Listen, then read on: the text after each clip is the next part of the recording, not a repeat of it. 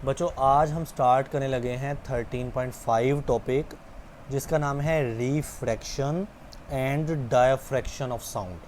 तो इस टॉपिक में हम साउंड यानी आवाज़ के दो फिनोमिना पढ़ेंगे, एक रिफ्रैक्शन और एक डायफ्रैक्शन। तो सबसे पहले हम स्टार्ट करते हैं रिफ्रैक्शन ऑफ साउंड। लेकिन स्टार्ट करने से पहले मैं एक बात रिवाइज़ करना चाहूँगा। जी बेटा, मैंने यहाँ पर तीन चीज़ें बना ली हैं। ये चीज़ सॉलिड है जिसके पार्टिकल करीब करीब होते हैं, और बेटा ये लिक्विड है और आपको पता है लिक्विड में पार्टिकल कैसे होते हैं, दूर दूर। और ये गैस है जिसमें पार्टिकल बहुत ही दूर होते हैं। अब आप क्या करें, आप तीनों चीज़ों में से ना आवाज़ को गुजार के देखें। ये बात पहले हो चुकी है बेसिकली।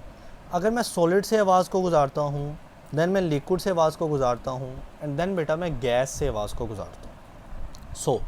सॉलिड में से आवाज़ सबसे फास्ट गुजरेगी, यानी फास्टेस्ट, सबसे तेज़ आवाज़ गुजरेगी, क्योंकि इसके मॉलिक्यूल बचे साथ साथ जुड़े हैं, टाइटली पैक्ड हैं। ठीक है। लिक्विड में से आवाज़ सॉलिड की निस्बत स्लो गुजरेगी, लेकिन फिर भी वो फास्टर होगी, यानी फास्ट होगी। ठीक है। फास्टेस्ट सबसे तेज़ होती है आवाज़, तो आवाज़ सबसे तेज़ किस में गुजरेगी, सॉलिड में से।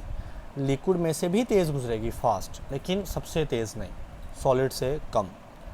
गैस में आवाज़ स्लो गुजरती है क्योंकि बेटा इसके मॉलिक्यूल फासले पर होते हैं। ऑलराइट।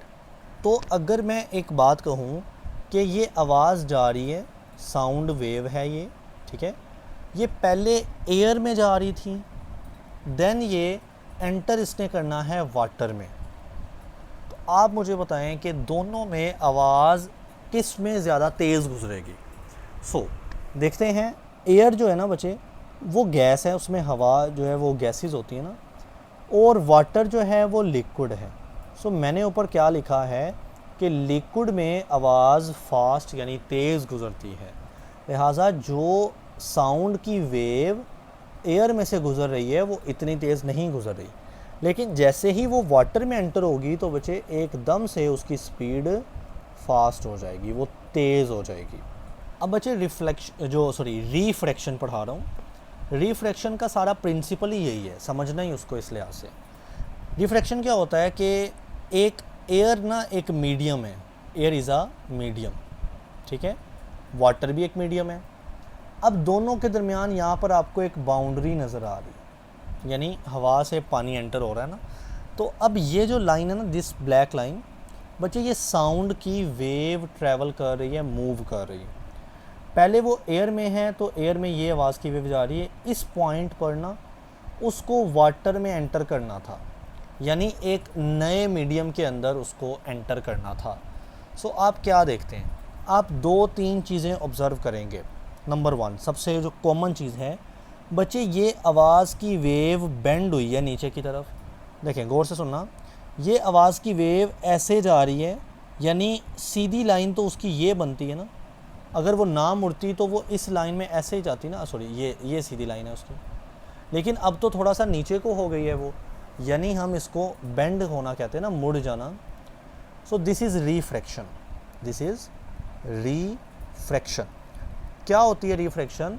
जब किसी एक मीडियम, लेट सपोज एयर में से आवाज़ एंटर करती है किसी दूसरे मीडियम के अंदर, बच्चे वो अपना रास्ता मोड़ लेती है, बेंड कर लेती है, और इसी बेंडिंग का नाम क्या है, रिफ्रैक्शन है। अब ऐसा क्यों हुआ, बेंडिंग क्यों हुई? इसकी दो रीज़न है, दो वजह है। नंबर वन तो सीधी सीधी बात कि ये दोनों मटेरियल की प्रॉपर्टीज़ अलग अलग हैं, जैसा कि इनका टेम्परेचर अलग होगा, इनकी डेंसिटी अलग होगी, कोई पतला है कोई गाढ़ा है, पानी थोड़ा गाढ़ा होता है और हवा थोड़ी उस हिसाब से पतली होती है, यानी दोनों की नेचर डिफरेंट है। एंड नंबर टू, जो मैं आपको शुरू में समझा के हटाऊँ, कि एयर में जो आवाज़ है, साउंड है, उसकी स्पीड होती है स्लो स्पीड, जबकि वाटर एक लिक्विड है और उसमें स्पीड होती है फास्ट। तो साउंड की स्पीड का भी फ़र्क है। स्पीड अगर सेम होती तो ही सीधी लाइन में वो जाती रहती ना आवाज़। अब आवाज़ की स्पीड सेम नहीं है तो बच्चे वो मुड़ गई। ठीक है। तो ये जो साउंड वेव है ये क्यों मुड़ी है? नंबर वन, दोनों मीडियम एयर और वाटर की नेचर प्रॉपर्टी में फ़र्क है। नंबर 2, आवाज़ की स्पीड में फ़र्क है। जी बेटा, इसको देख लेते हैं। कहता है रिफ्रैक्शन अक्कर करती है कब? When sound waves change direction, जब आवाज़ की वेव अपनी डायरेक्शन को चेंज करती हैं, यानी वो सीधी जा रही थी, अब सीधी नहीं जा रही, अब नीचे को मुड़ के, ठीक है। क्योंकि due to variation in the medium's property, क्योंकि इन दोनों मीडियम की प्रॉपर्टीज़ में फ़र्क है। प्रॉपर्टीज़ जैसा कि दोनों की डेंसिटी का फ़र्क है, दोनों का टेम्परेचर का फ़र्क है, ठीक है। अब दिस चेंज अक्कर, ये जो आवाज़ सीधा जाती जाती मुड़ गई है ना, यानी इसमें चेंज आया है, ये क्यों हुआ है?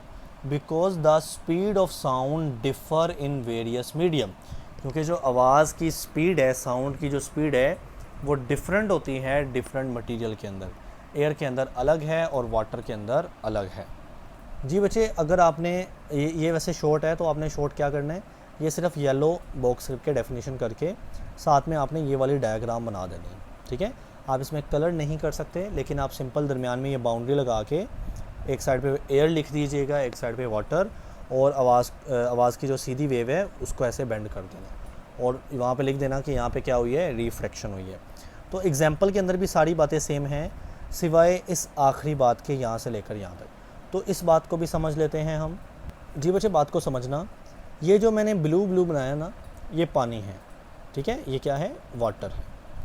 अब पानी के अंदर 2 बंदे हैं, लेट सपोज ये वाला बंदा और ये वाला, ठीक है। ये दोनों बोल रहे हैं।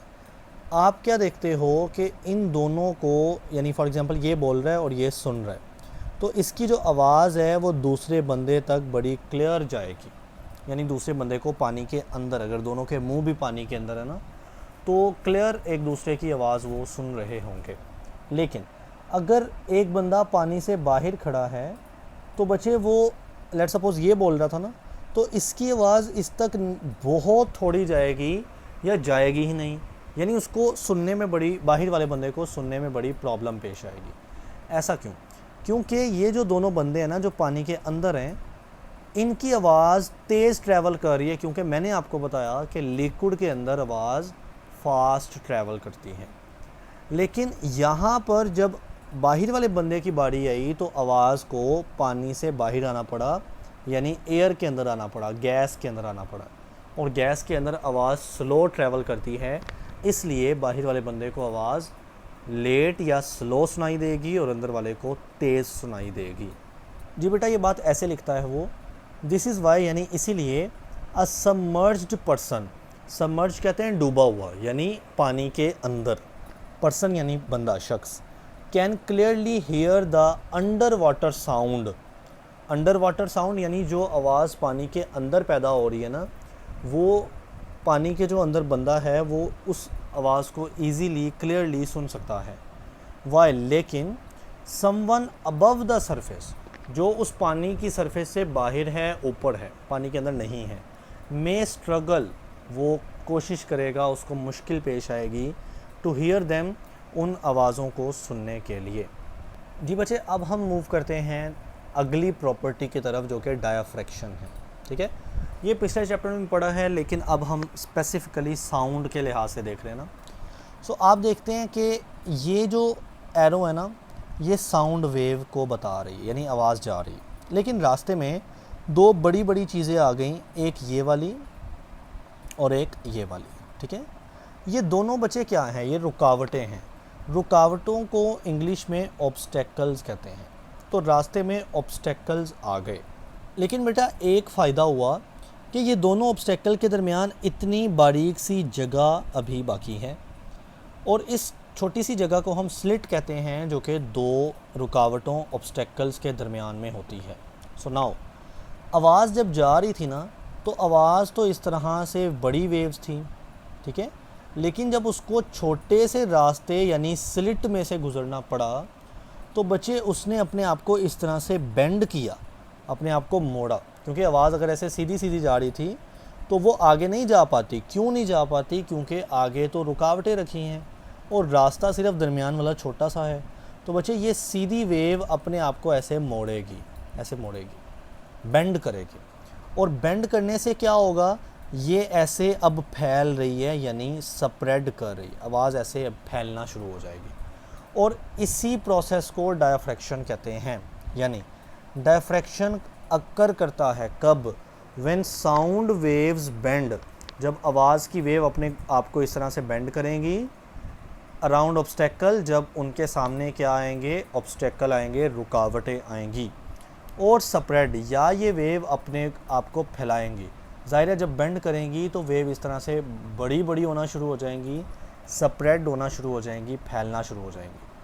After passing through narrow slit, जब वो इस बारीक सी पतली सी स्लिट में से गुजरेगी ना, तो बेटा वो अपने आप को बेंड करके स्प्रेड कर लेगी, यानी फैला देगी। नेक्स्ट बच्चे कहता है this property allows sound to be heard, इसी वजह से जो साउंड यानी आवाज़ है वो सुनी जा सकती है even when the source is not in direct view, हत्ता कि जो सोर्स है वो आपके डायरेक्ट व्यू में नहीं है, आपको नज़र नहीं आ रहा। मिसाल के तौर पे आप एक कमरे के अंदर बैठे हैं और बाहर एक म्यूज़िक चल रहा है या कोई सॉन्ग चल रहा है या कोई साउंड चल रही है, वट। अंदर बैठा जो शख्स है वो उस आवाज़ को सुन सकता है। ऐसा क्यों? क्योंकि रास्ते में जो दरवाज़ा आता है अगर वो थोड़ा सा भी खुला है तब भी आवाज़ उसमें चली जाती है, उसमें से गुजर चली जाती है। ठीक है। सो अब यहाँ पर डायफ्रैक्शन ही तो हो रही है, यानी आवाज़ पहले पूरे हॉल में फैली थी, अब उसको बेटा छोटा सा रास्ता मिला, उसी में उसने अपने आप को बेंड किया, स्प्रेड किया, फैला लिया और वो दूसरी जगह पे चली गई। तो ये तब क्या हो रही है? डायफ्रैक्शन ही हो रही है। यानी हम तब भी आवाज़ को सुन सकते हैं जब हमें उसका जो सोर्स है जहाँ से आवाज़ पैदा हो रही है वो डायरेक्ट व्यू में ना भी हो। ठीक हो गया जी बेटा। अब अगर आप एग्जांपल देखेंगे तो सेम टू सेम है, मैं इसको नहीं पढ़ा रहा। इसमें वही बात है कि अगर एक कमरे के अंदर बंदा बैठा हुआ है और दूसरा बंदा बाहर है तो वो स्टिल उसकी आवाज़ को सुन सकता है। बहरहाल आपने ये डायग्राम बनानी है और डायफ्रैक्शन की ये शुरू वाली डेफिनेशन लिखनी है। अब ये सेम डेफिनेशन हमारी बुक ने अगले पेज में ये येलो डिब्बे के अंदर दी है। आप पहली वाली कर लें, कोई फ़र्क नहीं है, वो सेम है ना। Diffraction is the bending of sound wave around obstacle through slit. इससे क्या होता है? साउंड स्प्रेड होती है और हेयर्ड सुनी जा सकती है when the source is not directly visible. सारी बातें वही, येलो डिब्बा याद रख लें या फिर वो पीछे वाली बात याद रख लें, सेम है। और ये था हमारा आज का टॉपिक।